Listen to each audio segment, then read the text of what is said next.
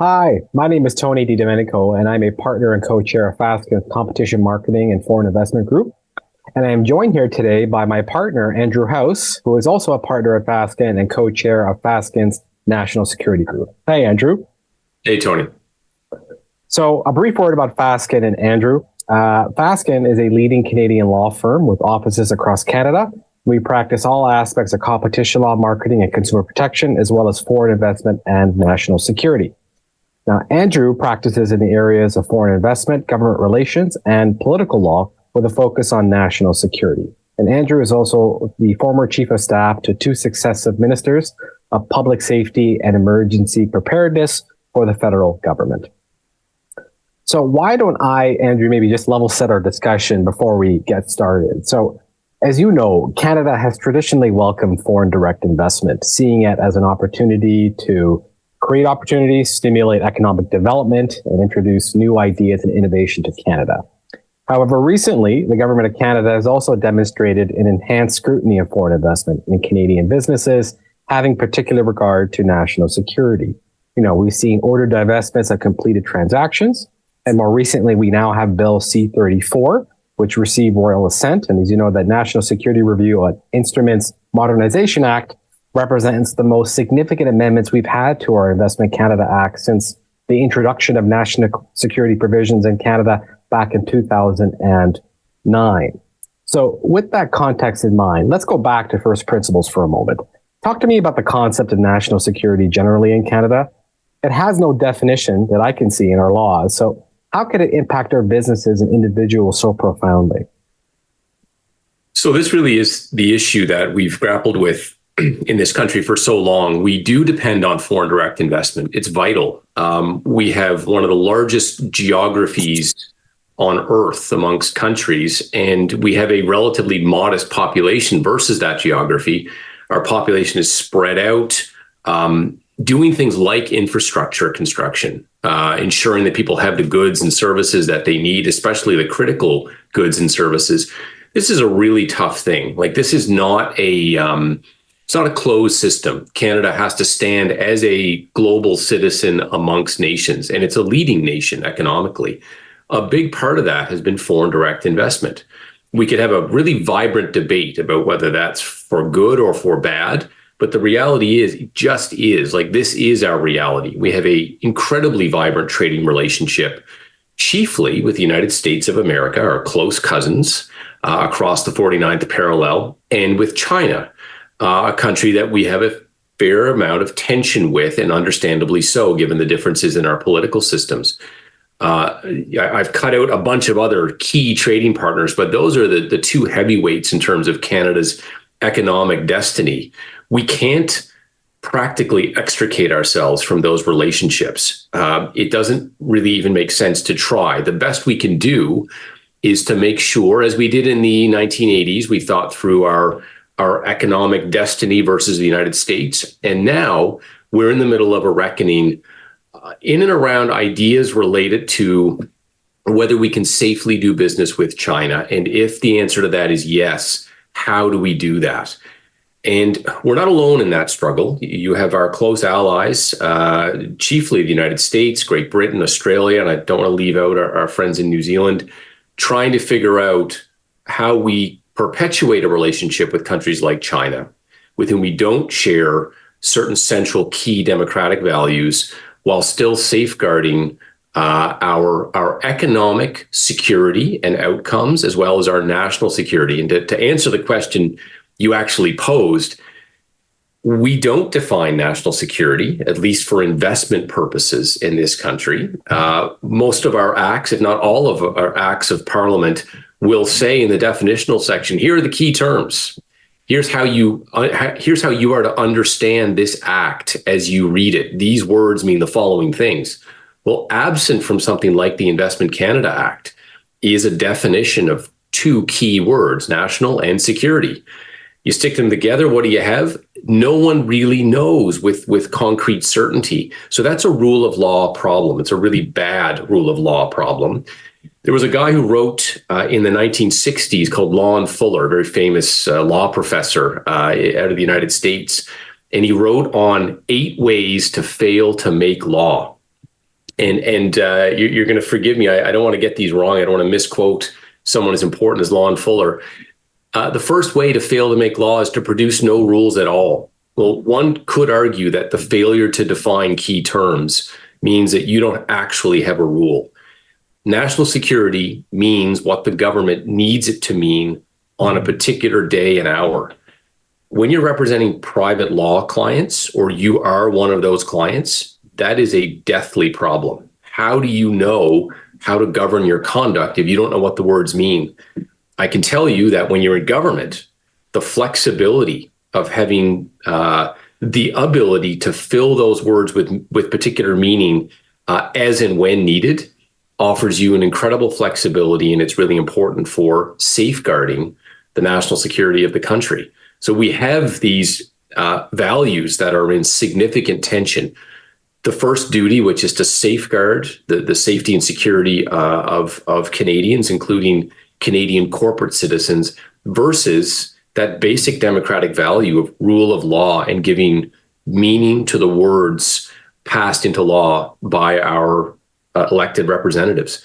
That was a very long answer to what was probably meant to be a short question, but this is the stuff that I lay awake at night thinking about, and now I've shared it with you. No, I'm glad you have great insights. And to pick up on one thing you said about the lack of a definition, appreciating that it is what the government wants it to be at any given time or period, having regard to a broader geopolitical context, it does create a lot of uncertainty and heartburn for folks on our end who practice in this area in giving advice, to our clients, and for our clients to make decisions with respect to foreign investment into Canada. So it is something that is pervasive right now and would benefit from more clarity, notwithstanding the fact that it's dependent upon perhaps geopolitical considerations at any given time.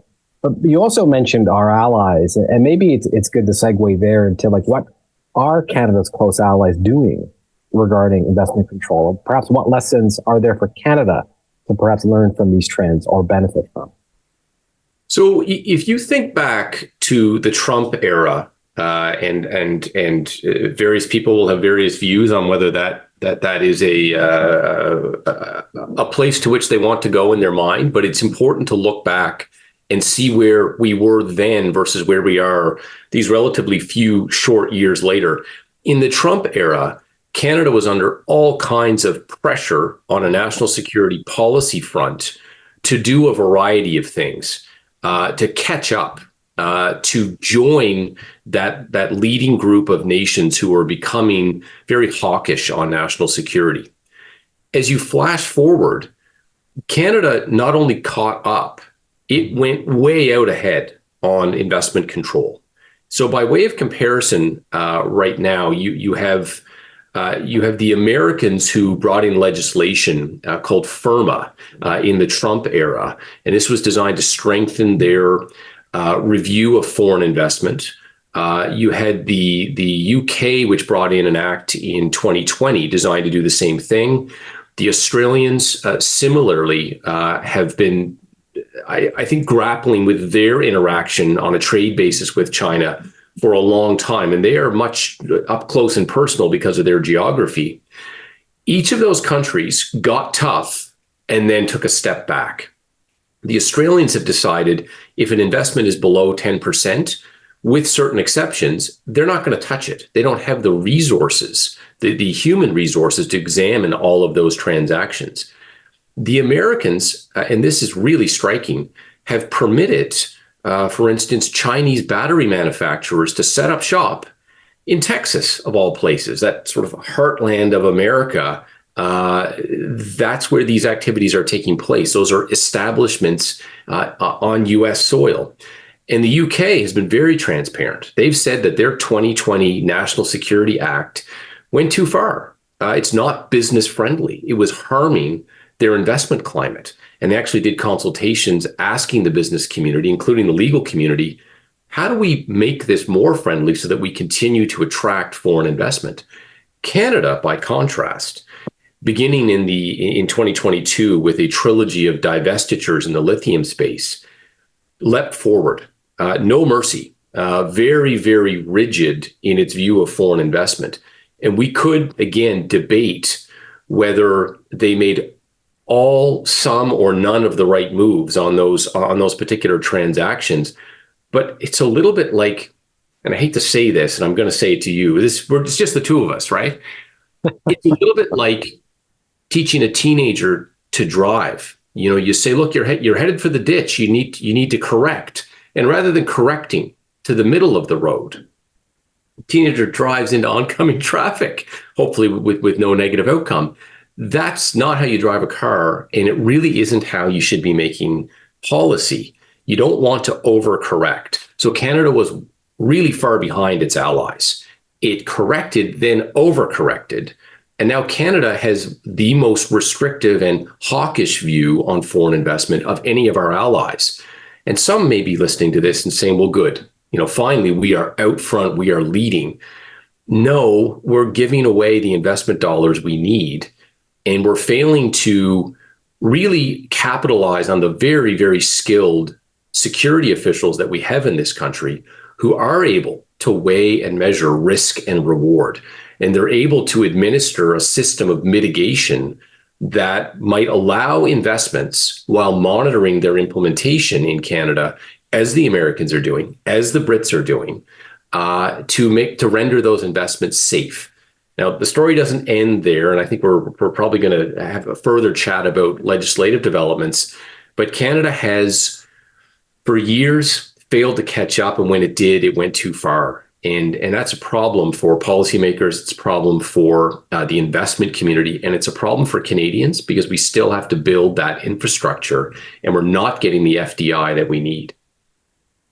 I'll be teaching a teenager how to drive soon, so I'll be sure to share your insights on that. But I totally appreciate your points about different shifts and backtracking. But let's maybe now focus on the current, right? Because we have recent, not only legislative, but policy changes that are being implemented in Canada, including Bill C-34, which I mentioned at the outset, which is the most comprehensive national security legislation we've had since national security reviews began in 2009. So where do you see national security reviews now going in the coming months, having particular regard to Bill C-34 and other related policy changes?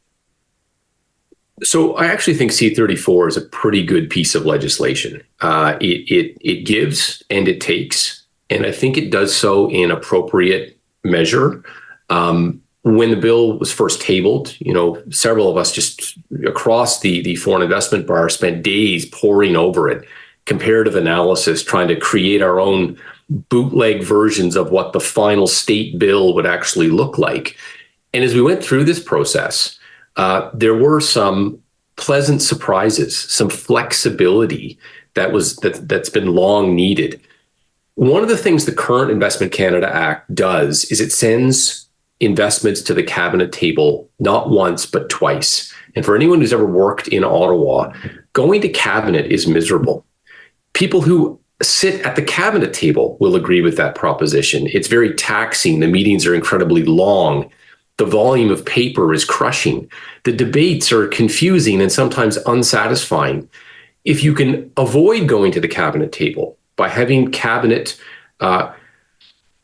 put to Parliament a bill that vests a minister, an expert minister supported by expert officials, to make decisions that are appropriate for a minister to make, and avoid these trips to the cabinet table engaging multiple ministers at one time. This is efficient. This is a good thing. And what you see in Bill C-34 is an opportunity for the minister to do a lot more of the heavy lifting. And then ultimately, if a deal is going to be blocked, that it goes appropriately in front of that cabinet body to decide that indeed the investment would be injurious to Canada's national security, however you define that. Bill C-34 has some sharper edges as well. It does increase fines, in certain cases significantly. But one of the biggest innovations is that it moves in sensitive business sectors yet to be defined to prevent notifications of investments after the fact. In other words, it will eliminate this divestiture problem. Divestitures are extremely messy. How do you put the toothpaste back in the tube after a business has been sold. It is really hard to do. The aftermath is very painful.